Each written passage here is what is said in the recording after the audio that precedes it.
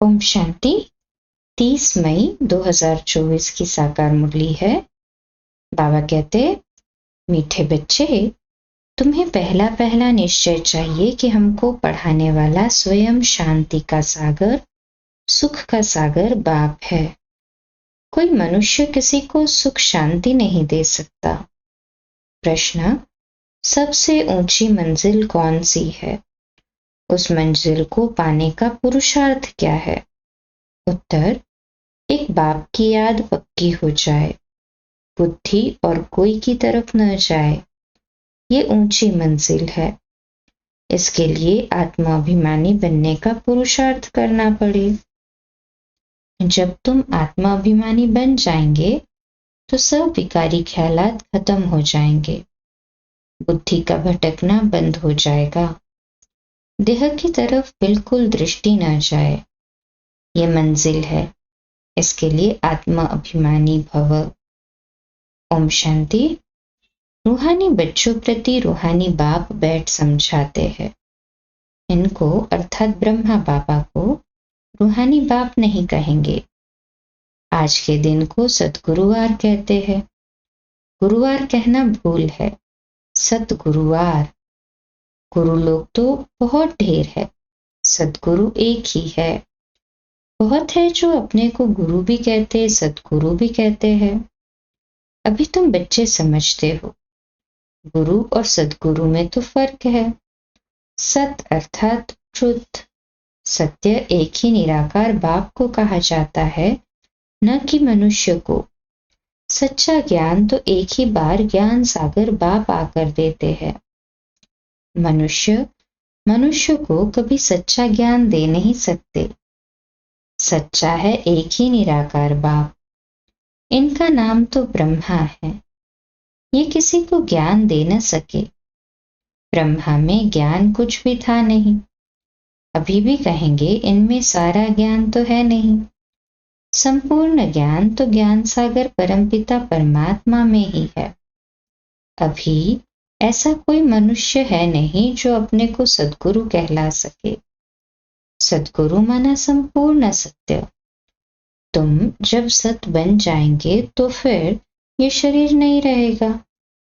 मनुष्य को कभी सद्गुरु कह नहीं सकते। मनुष्य में तो पाई की भी ताकत नहीं है। ये खुद कहते हैं मैं भी तुम्हारे जैसा मनुष्य हूं। इसमें ताकत की बात उठ नहीं सकती। ये तो बाप पढ़ाते हैं, न कि ब्रह्मा। ये ब्रह्मा भी उनसे पढ़कर फिर पढ़ाते हैं। तुम ब्रह्मा कुमार कुमारियां कहलाने वाले भी परमपिता परमात्मा सद्गुरु से पढ़ते हो। तुमको उनसे ताकत मिलती है। ताकत का मतलब ये नहीं कि कोई को घुसा मारो जो गिर पड़े, नहीं। ये है रूहानी ताकत जो रूहानी बाप द्वारा मिलती है। याद के बल से तुम शांति को पाते हो और पढ़ाई से तुमको सुख मिलता है। जैसे और टीचर्स तुमको पढ़ाते हैं वैसे बाप भी पढ़ाते हैं। यह भी पढ़ते हैं, स्टूडेंट है। देहधारी जो भी है वे सभी स्टूडेंट है।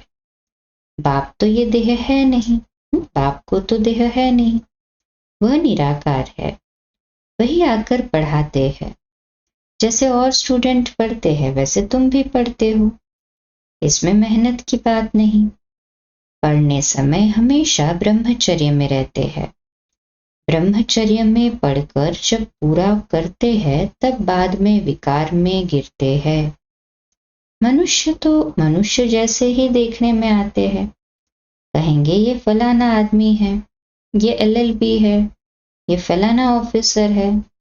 पढ़ाई पर टाइटल मिल जाता है, शक्ल तो वही है। उस जिस्मानी पढ़ाई को तो तुम जानते हो।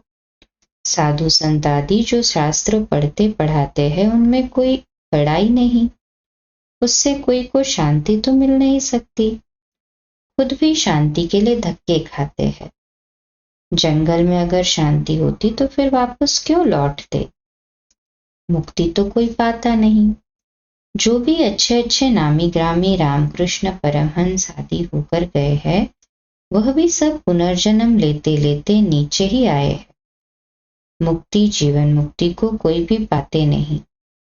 तमो प्रधान बनना ही है। देखने में तो कुछ नहीं आता। कोई से पूछो तुमको गुरु से क्या मिलता है, तो कहेंगे शांति मिलती है, परंतु मिलता कुछ भी नहीं। शांति का अर्थ ही नहीं जानते। भी तुम बच्चे समझते हो बाबा ज्ञान का सागर है, और कोई साधु संत गुरु आदि शांति का सागर हो न सके। मनुष्य किसको सच्ची शांति दे नहीं सकते। तुम बच्चों को पहले पहले तो निश्चय करना है।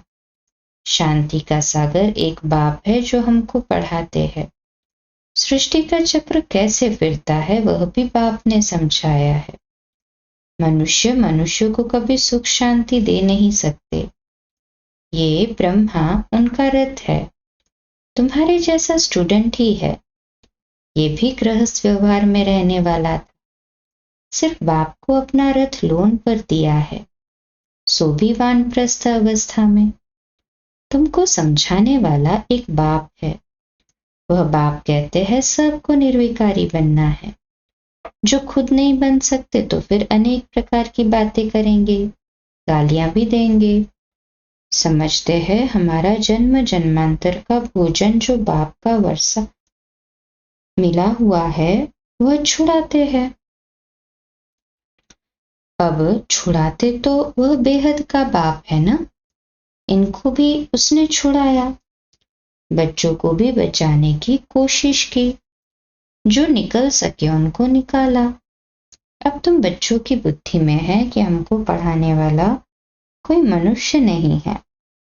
सर्वशक्तिवान एक ही निराकार बाप को कहा जाता है और किसको कहा नहीं जाता। वही तुमको नॉलेज दे रहे हैं। बाप ही तुमको समझाते हैं। ये विकार तुम्हारा सबसे बड़ा दुश्मन है। इनको छोड़ो। फिर जो नहीं छोड़ सकते हैं वह कितना झगड़ा करते हैं।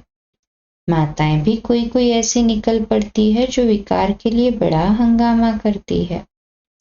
अभी तुम हो संगम युग पर।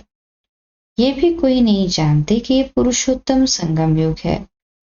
बाप कितना अच्छी रीति समझाते हैं। बहुत है जिनको पूरा निश्चय है।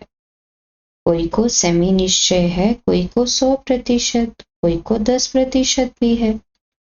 अब भगवान श्रीमत देते हैं, बच्चे मुझे याद करो। यह है बाप का बड़ा फरमान। निश्चय हो तब तो उस फरमान पर चले ना।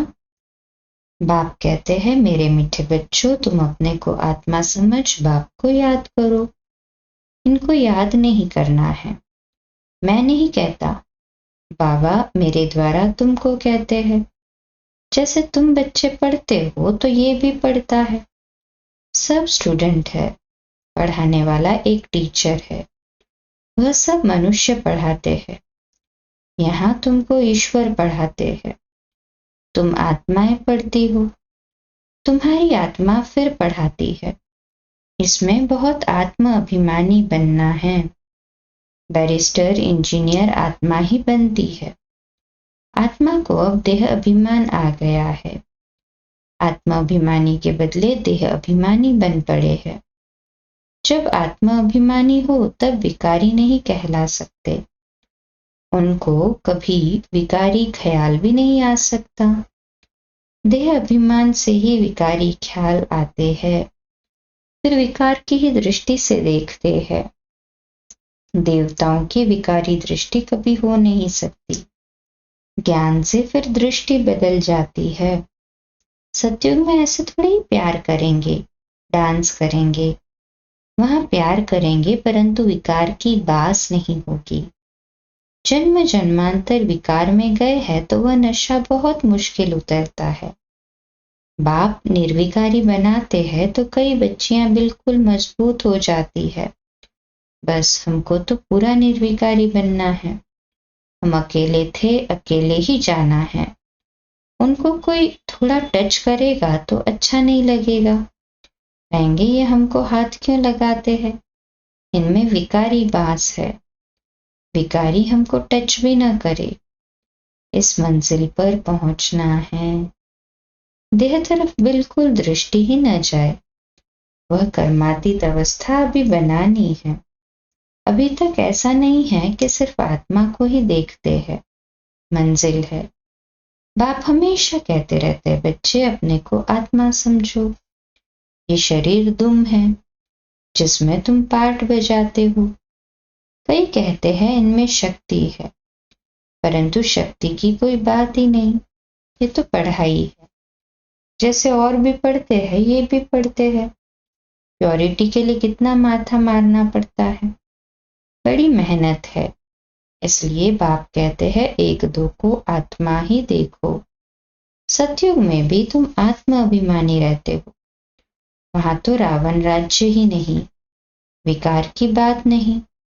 वहां रावण राज्य में सब विकारी है, इसलिए बाप आकर निर्विकारी बनाते हैं। नहीं बनेंगे तो सजा खानी पड़ेगी। आत्मा पवित्र बनने बिगर ऊपर जा न सके। हिसाब किताब चुकतू करना पड़ता है, फिर भी पद कम हो पड़ता है। ये राजधानी स्थापन हो रही है। बच्चे जानते हैं स्वर्ग में एक आदि सनातन देवी देवताओं का राज्य था। पहले पहले तो जरूर एक राजा रानी होंगे, फिर डिनाइस्टी होगी। प्रजा ढेर बनती है, उसमें अवस्थाओं में फर्क पड़ेगा। जिनको पूरा निश्चय नहीं वह पूरा पढ़ भी न सके, पवित्र बन न सके। आधा कल्प के पतित एक जन्म में 21 जन्मों के लिए पावन बने। मासी का घर है क्या? मुख्य है ही काम की बात। क्रोध आदि का इतना नहीं है। कहाँ बुद्धि जाती है तो जरूर बाप को याद नहीं करते हैं। बाप की याद पक्की हो जाएगी तो फिर और कोई की तरफ बुद्धि नहीं जाएगी। बहुत ऊंची मंजिल है। पवित्रता की बात सुनकर आग में जल मरते हैं। कहते हैं ये बात तो कभी कोई ने कही नहीं, कोई शास्त्र में है नहीं। बड़ा मुश्किल समझते हैं। वह तो है ही निवृत्ति मार्ग का धर्म अलग। उनको तो पुनर्जन्म ले फिर भी संन्यास धर्म में ही जाना है। वही संस्कार ले जाते हैं। तुमको तो घर बार छोड़ना नहीं है। समझाया जाता है भल घर में रहो। उन्हों को भी समझाओ। अब है संगम युग। पवित्र बनने बिगर सतयुग में देवता बन नहीं सकेंगे। थोड़ा भी ज्ञान सुनते हैं तो वह प्रजा बनती जाती है। प्रजा तो ढेर होती है ना। सतयुग में वजीर भी नहीं होते, क्योंकि बाप संपूर्ण ज्ञानी बना देते हैं। वजीर आदि चाहिए अज्ञानियों को। इस समय देखो एक दो को मारते कैसे है। दुश्मनी का स्वभाव कितना बड़ा है। अभी तुम समझते हो हम ये पुराना शरीर छोड़ जाकर दूसरा लेते हैं, कोई बड़ी बात है क्या? वह दुख से मरते हैं, तुमको सुख से बाप की याद में जाना है। जितना मुझ बाप को याद करेंगे तो और सब भूल जाएंगे, कोई भी याद नहीं रहेगा। परंतु ये अवस्था तब हो जब पक्का निश्चय हो। निश्चय नहीं तो याद भी ठहर नहीं सकती। नाम मात्र सिर्फ कहते हैं, निश्चय ही नहीं तो याद काहे को करेंगे। सबको एक जैसा निश्चय तो नहीं है ना। माया निश्चय से हटा देती है, जैसे कि वैसे बन जाते हैं। पहले पहले तो निश्चय चाहिए बाप में। संशय रहेगा क्या कि ये बाप नहीं है? संशय रहेगा क्या कि ये बाप नहीं है? बेहद का बाप ही ज्ञान देते हैं। ये तो कहना है मैं सृष्टि के रचयिता और रचना को नहीं जानता था, मेरे को कोई तो सुनाएगा। मैंने 12 गुरु किए, उन सब को छोड़ना पड़ा। गुरु ने तो ज्ञान दिया नहीं, सदगुरु ने अचानक आकर प्रवेश किया। समझा पता नहीं क्या होना है। गीता में भी है ना, अर्जुन को भी साक्षात्कार कराया। अर्जुन की बात है नहीं, ये तो रथ है ना। ये भी पहले गीता पढ़ता था। बाप ने प्रवेश किया, साक्षात्कार कराया कि ये तो बाप ही ज्ञान देने वाला है, तो उस गीता को छोड़ दिया। बाप है ज्ञान का सागर, हमको तो वही बताएगा ना। गीता है माई बाप, वह बाप ही है जिसको त्वमेव माताश्च पिता कहते हैं। वह रचना रचते हैं, अडॉप्ट करते हैं ना। ये ब्रह्मा भी तुम्हारे जैसा है। बाप कहते हैं इनकी भी जब वानप्रस्थ अवस्था होती है तब मैं प्रवेश करता हूँ। कुमारियां तो है ही पवित्र, उनके लिए तो सहज है। शादी के बाद कितने संबंध बढ़ जाते हैं। इसलिए देही अभिमानी बनने में मेहनत लगती है।